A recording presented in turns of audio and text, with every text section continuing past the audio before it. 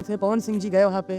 उन लोगों ने मतलब उन्होंने जो भी किया परमानेंट नहीं किया लेकिन टेम्पोररी उन लोगों को बहुत सुविधाएँ दी और टेम्पोररी के लिए उतना बहुत सही है। कुछ जमनिया के कुछ लोग हैं, उन लोग की नज़र में पवन सिंह भगवान जैसे हैं और उन्होंने इतना किया। नमस्कार। आज हम एक जो कि बहुत ही दुखद है और एक तरफ से देखा जाए तो समाज के लिए और एक सरकार के लिए बहुत बड़ा सबक है। यदि सरकार चाहती तो उस चीज़ों को रोक पाती, लेकिन कहीं न कहीं सरकार से चूक हुई है। उसी के बारे में हम लोग डिस्कशन करने के लिए हमारे साथ में आयुष हैं, जो कि अपना स्टडी कर रहे हैं। स्टडी के साथ में इनको मतलब कि इतिहास के बारे में थोड़ा-सा इंटरेस्ट ज़्यादा है। तो हम लोग इस विषय में थोड़ा-सा डिस्कशन करेंगे कि कैसे क्या और किसने कितना मतलब कि इस पर हेल्प दिया है, उसके बारे में थोड़ा-सा हम लोग आपस में डिस्कशन करेंगे। यदि आप लोगों को अच्छा लगेगा कि हाँ, हम लोग अच्छा आपसे बात कर रहे हैं, आप लोगों को अच्छे इन्फॉर्मेशन पहुँचा रहे हैं, तो इस वीडियो को ज़्यादा से ज़्यादा शेयर करिएगा, लाइक करिएगा। और ये जो हम लोग बातें करेंगे, जो आपको अच्छा लगता है कि हाँ, सरकार के लिए ये चीज़ें सोचनी ज़रूरी होती है, उसको आप आगे ज़रूर फॉरवर्ड करिएगा, जिससे कि वो सरकार के पास पहुँचे। तो आयुष जी, वनिया गाँव है, उसको हमने देखा कि बहुत सारे घर जो है एकदम गिर गए हैं।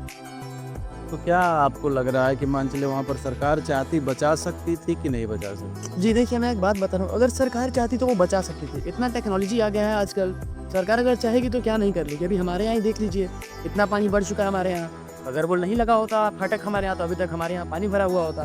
तो सरकार चाहती तो कुछ चीज़ें रोक सकती थी, लेकिन अगर वो नहीं चाही तो उसके पीछे कुछ कारण होगा। अच्छा, चलिए ठीक है, लेकिन अभी बहुत सारे एक्टर, बहुत सारे लोग गए, नेता गए वहाँ पे, लेकिन उन लोगों ने वहाँ पर जाके हमको तो नहीं दिखा कि कुछ हेल्प की। आपको क्या थे पवन सिंह जी गए वहाँ पे।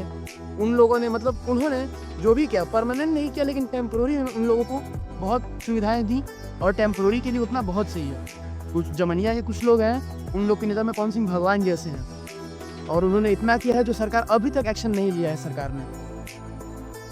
अच्छा, तो जैसे मान चलिए कि पवन सिंह ने जो किया है आज के डेट में, तो उससे तो मान चलिए कि तुरंत हमारे बारिश से जो भी सारी चीज़ें हैं, तो पवन सिंह ने क्या-क्या चीज़ें मतलब कि जैसे थोड़ा-सा मैं जानना चाहूँगा, पवन सिंह ने क्या-क्या चीज़ें वहाँ पर प्रोवाइड किया है? पवन सिंह ने वहाँ पे टेंट दिया है, खाने-पीने का सामान दिया है, तो कुछ नहीं कर सकते हैं, परमानेंट तो सरकार ही करेगी जब तक वो एक्शन ना ले। लेकिन टेम्पोररी उन्होंने खाने-पीने का राशन दिया है, टेंट दिया है बारिश से बचने के लिए और सामान बाकी जो लोग गए थे, उन लोगों ने कुछ नहीं किया, ये मैं मानता हूँ।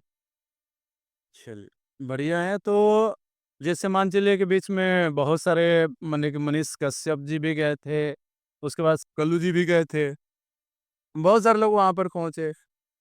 लेकिन इन लोगों ने मान चलिए कि क्या हेल्प किया, क्या नहीं किया, ये शो आउट तो नहीं किया गया है मीडिया पर, ना ही कहीं देखने को मिला।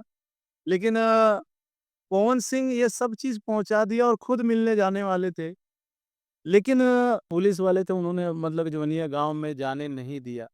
इस पर क्या विचार है आप? देखिए, मैं एक बात बता रहा हूँ, वो जाने वाले थे और वो गए भी। उनसे जितना हो सका उन्होंने किया, उतने अपनी पूरी कोशिश की उन्होंने कि वो मिल लें और जिन-जिनसे वो मिल सके उनसे उन्होंने मिला भी। और जो उनकी सुविधाएँ थी, जो वो सहायता कर सके, उन्होंने वो दिया उनको, मतलब अपने टीम के द्वारा उन्होंने वहाँ पर दिया सामान। पहुँचाया। जी। चलिए बढ़िया है, लेकिन एक जो और भी अभी गुंजन सिंह जी का हमने थोड़ा-सा देखा था, जैसे कि जन स्वराज आज के डेट में बढ़िया उभरती हुई पार्टी दिखाई दे रही है आज के डेट में बिहार में। तो ये गुंजन सिंह जी को मनीष कश्यप जी पूरा मतलब कि पगड़ी-वगड़ी बाँध रहे थे। एक वीडियो छोटा-सा क्लिप हमने देखा था। तो क्या लग रहा है गुंजन सिंह भी जन स्वराज को जॉइन कर चुके हैं या करने वाले हैं कुछ? जी, देखिए, जैसा कि हमारे पिताजी ने कल बताया था कि अभी बहुत-बहुत सारे चेहरे देखने को मिलेंगे। उन्होंने सही बोला था, अभी बहुत सारे चेहरे आने बाकी हैं और कुछ आ भी चुके हैं। अभी बहुत लोग आने वाले हैं जन स्वराज में और आएँगे। यानी कि पलड़ा दिन पे दिन भारी होता जा रहा है और मतलब कि बाकी सारी पार्टियों का पत्ता गोल होने वाला लग रहा है इस बार। क्योंकि काफ़ी उनकी बातें प्रभावशाली है आज के डेट में। और कल मतलब जैसे हम लोगों ने बात किया था सर से, तो उन्होंने भी एक हिंट दिया था कि जन स्वराज का हर एक मतलब कि विधानसभा में प्रभाव है। देखिए, मैं बता रहा हूँ, जो युवक हैं, वो उनकी बात ज़रूर सुन रहे हैं। क्योंकि युवक लोगों को क्या चाहिए भाई कि अगर हमारा फ्यूचर सेट है, हमारा पढ़ाई में अच्छा हो रहा है, पढ़ाई के साथ खिलवाड़ नहीं हो रहा है, जिन लोगों को ये अच्छा लगेगा, वो लोग उनको सपोर्ट करेंगे। जो हम लोग देखिए, मैं खुद स्टूडेंट हूँ, मेरे को लगा कि सामने वाला मेरे को उस पढ़ाई में सपोर्ट कर रहा है, तो मैं उसका साथ दूँगा। क्यों नहीं दूँगा भाई? अच्छा, सरकार में आए नहीं हैं, बाकी सरकारें आई, सबने वादा किया लेकिन किसी ने वादा पूरा नहीं किया। तो क्या इनकी बातों पर भी ट्रस्ट किया जा सकता है? देखिए, मैं एक बात बता रहा हूँ, अब बिना किसी पे भरोसा किए तो पता चलेगा नहीं कि सामने वाला व्यक्ति कैसा है। जी। अगर हमें कुछ सीखना पड़ता है, तो उसके लिए एक सबक ज़रूरी होती है। कुछ नहीं से कुछ सही ही बढ़िया है। जी, जी। तो उससे हम लोग को ये पता चलेगा कि वो अगर अच्छे आदमी होंगे, तो ज़रूर कुछ ना कुछ होगा। मतलब कि सबके दिमाग में ये चल रहा है कि इस बार सरकार बदलनी सरकार बदलेगी। बदलेगी। ये भी दावा हो गया कि तो बदलेगी। जहाँ तक मैं बोल रहा हूँ, मेरे को लग रहा है कि बदलेगी क्योंकि जितने युवक लोग हैं, जितने बाकी आप बोल सकते हैं, बहुत सारे हमारे जो फॉलोअर्स हैं, सब लोग देख रहे हैं आपको। जैसे आयुष जी पूरा कॉन्फिडेंस के साथ, मतलब कि आप समझिए ये भी बिहार से रहने वाले हैं, तो इनको पता है कि बिहार में क्या माहौल, युवाओं के अंदर क्या चल रहा है। जिस प्रकार से ये बता रहे हैं कि वहाँ पर ये चीज़ें होने वाली है। अगेन आप सोच सकते हैं कि किस प्रकार से जन स्वराज का वहाँ पर मतलब कि साम्राज्य इकट्ठा हो रहा है, और एक बहुत बड़ा बदलाव दिखने को बिहार में मिल सकता है। मिल गया नहीं बोलूँगा, लेकिन मिल सकता है। आप बिहार के रहने वाले हैं। तो ये जो जाति-पात वाली जो राजनीति है, इसको लेके क्या बोलेंगे कि मान चलिए कि जातिवाद से हट के हमारे को एक बार मतलब कि जन स्वराज का साथ देना चाहिए कि नहीं? जी देखिए, मैं एक बात बता रहा हूँ, ऐसा कभी नहीं हो सकता है। जातिवाद कभी जाएगा ही नहीं। वो लोगों ने अपने दिल में बैठा रखा है कि ये यादव है, तो ये हमारा मित्र है, ये हमारा भाई है। जो ब्राह्मण है, उसी को हम वोट करेंगे, जो यादव है, उसको वोट करेंगे। लोगों ने अपने दिमाग में ये बैठा रखा है। लोगों को इससे मतलब नहीं है कौन कैसा काम कर रहा है, कौन क्या कर रहा है। तो इससे क्या मतलब इसकी वजह से जो अच्छी सरकार बननी है, वो भी नहीं बन पाएगी। हम लोग जो बात कर रहे हैं, एक सामाजिक स्तर पर हम लोग बात कर रहे हैं। तो मतलब कि यदि हम नेता चुनते हैं तो वो मतलब कि सबके बारे में सोचे, वो नेता चाहिए। सिर्फ जातिवाद के बारे में सोचे वैसे नेता नहीं चाहिए। वैसा नेता तो मान चलिए कि हमारे कभी भी बिहार का विकास नहीं कर सकता है। तो एक ये मतलब कि नया चेहरा जो दिख रहा है प्रशांत किशोर जी का, तो आपको ट्रस्ट है? मैं अगेन फिर पूछ रहा हूँ।